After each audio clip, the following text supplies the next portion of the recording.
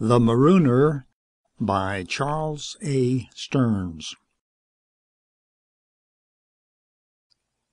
Steadily they smashed the mensurate battlements, in blackness beyond night, and darkness without stars.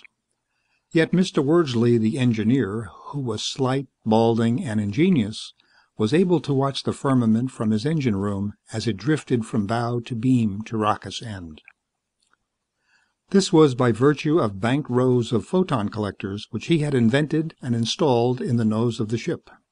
And Mr. Wordsley, at 3 minutes of the hour of 4, tuned in a white new star of eye-blinking magnitude and surpassing brilliance. Discovering new stars was a kind of perpetual game with Mr. Wordsley. Perhaps more than a game. "I wish I may, I wish I might," Mr. Wordsley said. The fiddly hatch clanged. DeCastros, that gross, terrifying clown of a man, clumped down the ladder from the bridge to defeat the enchantment of the moment. DeCastros held sway. He was captain. He did not want Mr. Wordsley to forget that he was captain. The worst of Captain DeCastros was that he had moods. Just now he was being a sly leprechaun, if one can imagine a double-chinned 300-pound leprechaun. He came over and dug his fingers into Mr. Wordsley's shoulder. A racking pain in the trapezius muscle. "The eartholators are plugged," he said gently. "The vilines are giving out a horrible stink." "I'll attend to it right away," Mr. Wordsley said, wincing a little as he wriggled free. "Tish, tish," DeCastros said. "Can anyone really be so asthenic as you seem, Mr. Wordsley?" "No, sir," Mr. Wordsley said, uncertain of his meaning. The captain winked. "Yet there was that ruffled shirt that I found in the laundromat last week. It was not my shirt. There are only 2 of us on board, Mr. Wordsley." "It was my shirt," Mr. Wordsley said, turning crimson. "I bought it on Vega 4. I didn't know. That is, they wear them like that on Vega 4. "Yes, they do," DeCastros said. Well, perhaps you are only a poet, Mr. Wordsley. But should you happen to be, maggoty, you positively do not have to tell me. No doubt we both have our secrets, naturally." "I haven't," Mr. Wordsley said desperately. "No? Then you certainly will not mind that I am recommending an ab test for you when we get home." Mr. Wordsley's heart stopped beating for several seconds. He searched Captain DeCastros' face for a sign that he might be fooling. He was not. He looked too pleasant. Mr. Wordsley had always managed to pass the aberrations test by the skin of his teeth, but he was sure that, like most spiritual geniuses, he was sensitively balanced, and that the power and seniority of a man like DeCastros must influence the board of examination. "You might be decommed, or even committed to an institution. We wouldn't want that to happen, would we, Mr. Wordsley?" "Why are you doing this to me?" Mr. Wordsley asked stricken. "To tell the truth, I do not propose to have any more of my voyages blighted with your moon-calfing, daydreaming, and letting the eartholators stink up the bridge. Besides," Captain DeCastros patted his shoulder almost affectionately, "besides, I can't stand you, Mr. Wordsley." Mr. Wordsley nodded. He went over to the screen that was like a window of blessed outer night and sank down on his knees before it. "Have the wish I wish tonight." "Aha!" Castro exclaimed with sudden ice frozen around the rim of his voice. "What have we here?" "A new nova," Mr. Wordsley answered sullenly. "It is common knowledge that no engineer can tell a nova from the DR blast of an Iphonian freighter. Let me see it." He shoved Mr. Wordsley out of the way and examined the screen intently. "You fool," he said at last. "That's a planet. It is Avis Solis." Now the name of Avis Solis tingled in Mr. Wordsley's unreliable memory, but it would not advance to be recognized. What planet so bright and yet so remote from any star by angular measurement? "Turn it off," DeCastros ordered. Mr. Wordsley turned on him in a sudden fury. "It's mine!" he cried. "I found it! Go back to your bridge!" Then, aghast at what he had said, he clapped his hand over his mouth. "Dear me," said Captain DeCastros silkily. Suddenly, he seemed to go quite berserk. He snatched a pile bar from its rack and swung it at the screen. The outer panel shattered. The screen went dead. Mr. Wordsley grabbed at the bar and got hold of it at the expense of a broken finger. They strained and tugged. The slippery cadmium finally eluded both of them, bounded over the railing into the pit, struck a nom plate far below, and was witheringly consumed in a flash of blue flame. Then they were down and rolling over and over, clawing and gouging, until Captain DeCastros inevitably emerged up on top. Mr. Wordsley's eyes protruded from that unbearable weight, and he wished that there was no such thing as artificial gravity. He struggled vainly. A bit of broken glass crunched beneath his writhing heel. He went limp and began to sob. It was not a very manly thing to do, but Mr. Wordsley was exercising his poetic license. "Now then," said DeCastros, jouncing up and down a bit, "I trust that you have come to understand who is master of this ship, Mr. Wordsley?" His addressee continued to weep silently. After a while it occurred to Captain DeCastros that what he was doing was expressly forbidden in the Rules of the Way, Section 90-G, and might in fact get him into a peck of trouble. So he got up, helped Mr. Wordsley to his feet, and began to brush him off. In a kindly voice he said, "You must have heard of Avis Solis." "I don't seem to remember it," Mr. Wordsley said. "It's a solitaire. One of those planets which depend upon dark, dwarf satellite suns for heat, you know. It is almost always in eclipse, and I, for one, have always been glad of it." "Why is that?" said Mr. Wordsley, not really caring. His chest was giving him considerable pain. "Because it holds the darkest of memories for me. I lost a brother on Avis Solis. Perhaps you've heard of him? Malmsworth DeCastros? He was quite famous for certain geological discoveries on Titan at one time." "I don't think so." "You need not be sorry. The wretch was a murderer, and a bad sport as well. I need not append that my brother and I were as unlike as night and day, though there is no night and day proper upon Avis Solis, of course. I imagine you would like to hear the story. Then you will undoubtedly understand how it is that I was so upset a moment ago by the sight of Avis Solis. And forgive me." Mr. Wordsley nodded, a bird-like, snake-charmed nod.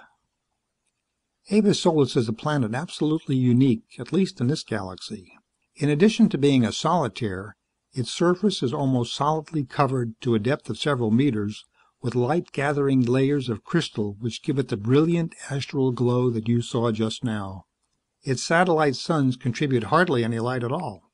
It contains ample oxygen in its atmosphere, but hardly any water, and so is practically barren. An ill-advised mineralogical expedition brought us to Avis Solis. "Us?" Mr. Wordsley asked. "There were 6 of us, 5 men and a woman.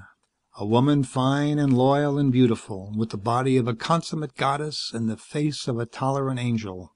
I was astrological surveyor and party chief. I didn't know that you were once a surveyor. It was 17 years ago, and none of your business besides." "What happened then?"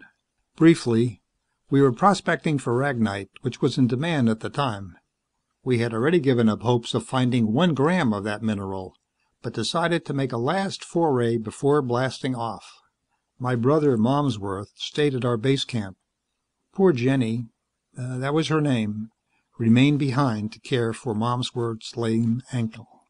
Captain DeCastros was lost for several minutes in a bleak and desolate valley of introspection wherein Mr. Wordsley dared not intrude. There was a certain grandeur about his great dark visage, his falciform nose, and meaty jowls as he stood there. Mr. Wordsley began to fidget and clear his throat. DeCastros glared at him. "They were gone when we returned. Gone, I tell you. She to her death. Malmsworth, well, we found him 3 hours later, in the great rift which bisects the massive plateau that is the most outstanding feature of the regular surface of Avis Solis. At the end of this rift there is a natural cave that opens into the sheer wall of the plateau. Within it is a bottomless chasm. It was here that we found certain of Jenny's garments, but of Jenny, naturally, there was no trace. He had seen to that." "Terrible," Mr. Wordsley said. DeCastros smiled reminiscently. "He fled, but we caught him. He really had a lame ankle, you know." The mice of apprehension scampered up and down Mr. Wordsley's spine. You killed him. It was a statement of certainty. No, indeed. That would have been too easy. We left him there with one portable water maker and all of that unpalatable but nourishing fungus which thrives upon Avis Solis that he could eat. I have no doubt that he lived until madness reduced his ability to feed himself. That was drastic, Mr. Wordsley felt called upon to say. Perhaps it occurred to you later on that, in charity to your brother, the woman might not have been altogether blameless? For a moment he thought that Captain DeCastros was about to strike him again. He did not. Instead, he spat at Mr. Wordsley. He had the speed of a cobra. There was not time to get out of the way. Mr. Wordsley employed a handkerchief on his face. She was my wife, you know, Mr. Wordsley, Captain DeCastros said pleasantly. At 19:04, the contamination buzzers sounded their dread warning. Mr. Wordsley got the alarm first. He had been furtively repairing the view screen and thinking dark thoughts the while. There was sick dread for him in the contemplation of the future, for after this last unfortunate blunder, DeCastros would be certain to keep his promise and have him examined. This might very well be his last voyage, and Mr. Wordsley had known for quite a long time that he could not live anywhere except out here in the void. Only in space, where the stars were like diamonds. Not in the light of swirling, angry red suns, not upon the surface of any planet, so drab when you drew too near. Only in the sterile purity of remote space, where he could maintain and nourish the essential purity of his daydreams. But of course one could not explain this to the Board of Examiners, least of all to Captain DeCastros. Moreover, he was afraid that Avis Solis, which he had been permitted to behold for only a few seconds, would be out of range before he got the scanner to working again. The aspect of this magnificent gem diminishing forever into the limitless night brought a lump to his throat. But then, at last, the screen came alive once more, and there it loomed, more brilliant than ever, now so huge that it filled the screen, and it had not become drab, neither gray, green, or brown. No, it was cake frosting, and icicles, and raindrops against the sun, and all of the bright, unattainable Christmas tree ornaments of his childhood. So rapt was he that he scarcely heard the alarm, yet he responded automatically to the sound that now sent him scrambling into his exposure suit. He fitted one barium-protected oxy-tank to his helmet and tucked another one under his arm for Captain DeCastros. This was superfluous, for DeCastros not only had donned his rig, he had managed to recall to memory a few dozen vile, degrading swear words gleaned from the sin pits of Marooner to hurl at Mr. Wordsley. No one could have helped it, really. Ships under the drive are insulated from contamination clouds and everything else in normal space. The substance polluting the ventilation system, therefore, must have been trapped within their field since Vega. Now it had entered the ship through some infinitesimal opening in the hull. It was the engineer's job to find the break. It was not easy, especially with the DeCastros breathing down one's neck. Mr. Wordsley began to perspire heavily, and the moisture ran down and puddled in his boots. An hour passed that was like an age. The prognosis became known and was not reassuring. This was one of the toxic space viruses, dormant at absolute zero, but active under shipboard conditions. A species, in fact, of the dread oxygen-eating Dryorus, which multiplies with explosive rapidity and kills upon penetration of the human respiratory system. Because of the leak in the hull, the decontaminators could not even hold their own. Mr. Wordsley shuddered to note that ominous, rust-colored cobwebs, countless trillions of Dryori, already festooned the stringers of the hull. Another precious hour was taken from them. Mr. Wordsley emerged wearily from the last inspection hole. "Well?" DeCastros snapped. "Well?" His face was greenish from the effects of the special contamination-resistant mixture that they were breathing. "I found the leak," Mr. Wordsley said. "Did you fix it?" It was one of the irmium alloy plugs in the outer hull beneath the pile. They were originally placed there, I believe, for the installation of a radiation tester. The plug is missing, and I'm sorry to say that we have no extras. Anything other than irmium would melt at once, of course. "We have less than 8 hours of pure air in the tanks," DeCastros said. "Have you thought of that, you rattlehead?" "Yes, sir," Mr. Wordsley said. And if I might be allowed to speculate, Captain, I would say that we are finished, unless we can make a planetfall. Only then would I be able to remove the lower port tube, weld the cavity, seal the ship, and fumigate. We're 4 weeks from the nearest star, Fomalhaut. You know that as well as I do." "I was thinking," said Mr. Wordsley, with a sudden suffused glow in his cheeks, "of Avis Solis." Mr. Wordsley shut his eyes as they were going down, because he wanted to open them and surprise himself at the moment of landing. But the cold white glare was more intense than he had expected, and he had to shut them again and turn on the polarizer. He buckled on his tools and the carbo torch and went down the ladder. He dropped at once to his knees, not because of the gravity, which was not bad, but because of a compulsion to get his face as near to the surface of Avis Solis as possible. It was even lovelier than when seen from space. He trod upon a sea of diamonds. A million tiny winkings and scintillations emanated from each crystal. A million crystals lay beneath the sole of his boot. He would rather not have stepped on them, but it could not be helped. They were everywhere. Mr. Wordsley gloated. DeCastros dropped like a huge slug from the ladder behind him. "What are you doing?" he said. "Picnicking?" "I was tying my shoe," Mr. Wordsley said, and got to work with an alacrity that was wholly false. The dark sun satellites rose by 2s and 3s over the horizon, felt rather than clearly seen. There was a dry wind that blew from the glittering wasteland and whistled around the base of the rockets as Mr. Wordsley labored on and on. Captain DeCastros had withdrawn to a level outcropping of igneous rock and sat staring at the nothing where the greenish-black sky met the pale gray horizon. The tube was loosened on its shackles and presently fell with a tinkling sound upon the surface of Avis Solis. The opening was sealed and welded. Mr. Wordsley was practically finished, but he did not hurry. Instead, he went around to the opposite side of the ship on a pretense of inspection and sat down where DeCastros could not see him. For a while he stared at the many-faceted depths of the crystals. Then he leaned over and touched them with his lips. They were smooth and exciting. They cut his lip. But he had the distinct feeling that there was something wrong with this idol. It seemed to him that he was being spied upon. He sneaked a furtive glance behind him. DeCastros was still sitting where he had been, with his back to him. Mr. Wordsley slowly lifted his gaze to the plateau of shimmering glass that was before him. At its rim, 100 feet above him, a silent figure stood gazing down upon him. A man even 6 feet tall might easily have frightened Mr. Wordsley into a nervous breakdown by staring at him with that gaunt, hollow-eyed stare. But this creature, though manlike, was fully 50 feet tall, incredibly elongated, and stark naked.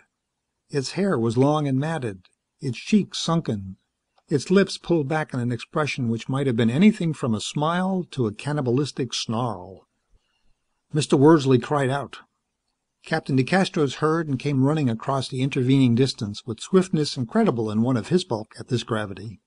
His blizzer was out. It was one of the very latest models of blizzers, very destructive. Mr. Wordsley had always been afraid to touch it. He fired, and part of the plateau beneath the Titan's feet fell away in a sparkling shower. The creature vanished. DeCastros was red-faced and wheezing. "That was Malmsworth," he said. "Now how the devil do you suppose he managed to stick it out all these years?" "If that was Malmsworth," Mr. Wordsley said, "he must be a very tall man. That was merely dimensional mirage. Come along. We'll have to hurry if we catch him." "Why do we want to catch him?" Mr. Wordsley said. Captain DeCastros made a sound of sober surprise, even of pious wonder. "Malmsworth is my only brother," he said. Mr. Wordsley wanted to say, "Yes, but you shot at him." He did not, because there was no time. He had to hurry to catch up with DeCastros, who was even now scrambling up the steep slope. From the rim they could see Malmsworth out there on the flat. He was making good time, but Captain DeCastros proceeded to demonstrate that he was no mean hiker himself. Mr. Wordsley's side began to hurt, and his breath came with difficulty. He might have died if he had not feared to incur DeCastros' anger. At times the naked man was a broad, flat monster upon that shimmering tableland.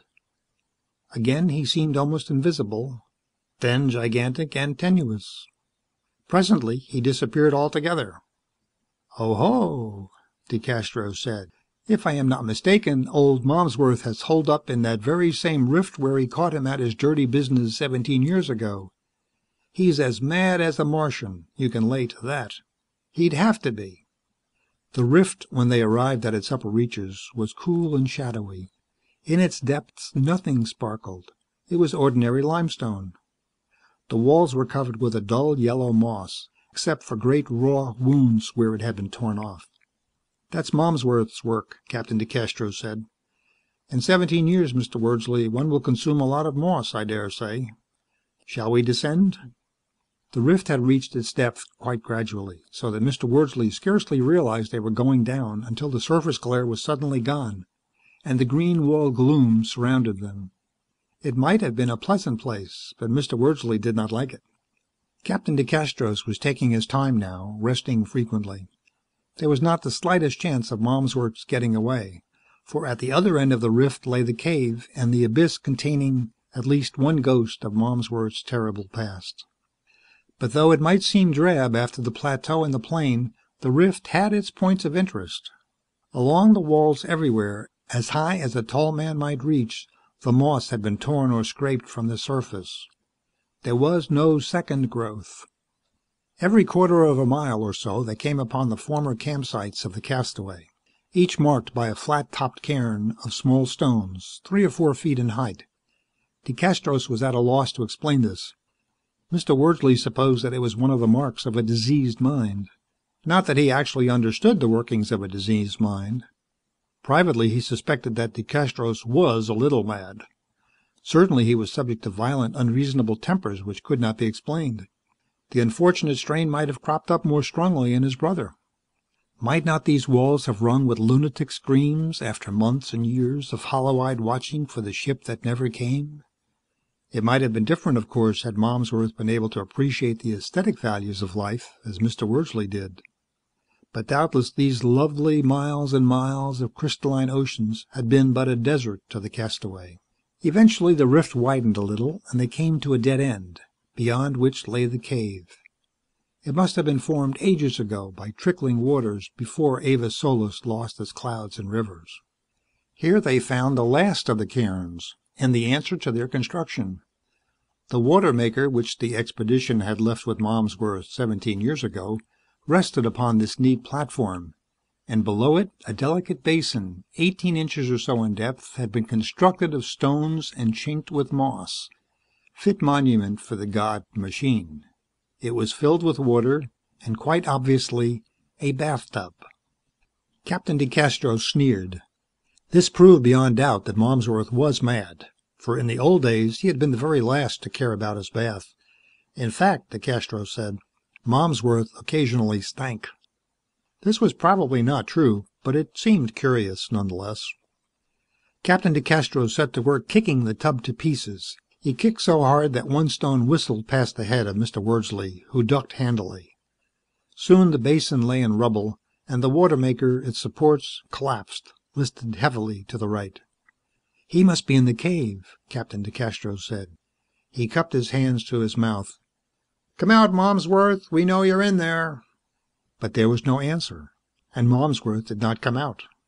So Captain DeCastros, blizzer in hand, went in, with Mr. Wordsley following at a cautious interval. Presently they stood upon the edge of something black and yawning, but there was still no sign of the exile, who seemed, like Elijah, to have been called directly to his Maker without residue. Beyond the gulf, however, Mr. Wordsley had glimpsed a ragged aperture filled with the purest light. It seemed inconceivable to him, attracted as he has always been by radiance, that this should be inaccessible. Accordingly, he lay down upon his belly and stretched his hand as far down as he could reach. His fingers brushed a level surface, which appeared to extend outwards for 2 or 3 feet. Gingerly he lowered himself to this ledge, and began to feel his way along the wall. Nor was he greatly surprised, for hardly anything surprised Mr. Wordsley any more, that it neatly circumnavigated the pit and deposited him safely upon the other side, where he quickly groped toward the mouth of the cavern and stood gazing out upon a scene that was breathtaking. From this vantage the easily accessible slope led to the foot of the plateau. Beyond lay the grandeur of Avis Solis. Captain DeCastros was soon beside him, "A very clever trick, that ledge," he said. "Malmsworth thinks to elude us, but he never shall, eh, Mr. Wordsley?" There were tears of frustration in his eyes. It embarrassed Mr. Wordsley, who could only point to the pall of gleaming dust where their ship had lain, and to the silver needle which glinted for a moment in the sky and was gone. "Malmsworth would not do that to me," Captain DeCastros said. But he had. "We may be here quite a long while," Mr. Wordsley said, and could not contrive to sound downhearted about it. But Captain DeCastros had already turned away and was feeling his way back along the ledge. Mr. Wordsley waited just a moment longer. Then he took from his pocket a heavy object and dropped it upon the slope, and it rolled over and over, down and down, until its metallic sheen was lost in that superior glare. It was a spare Irmium alloy plug. He made his way back to the water maker. They would have to take good care of it from now on. He was not concerned with the basin. However, in the soft, damp sand beside the basin, plainly imprinted there, as if someone's raiding party had interrupted someone's bathing party, there remained a single, small and dainty footprint. One could almost imagine that a faint breath of perfume still lingered upon the sheltered air of the rift. But, of course, only things which glittered interested Mr. Wordsley.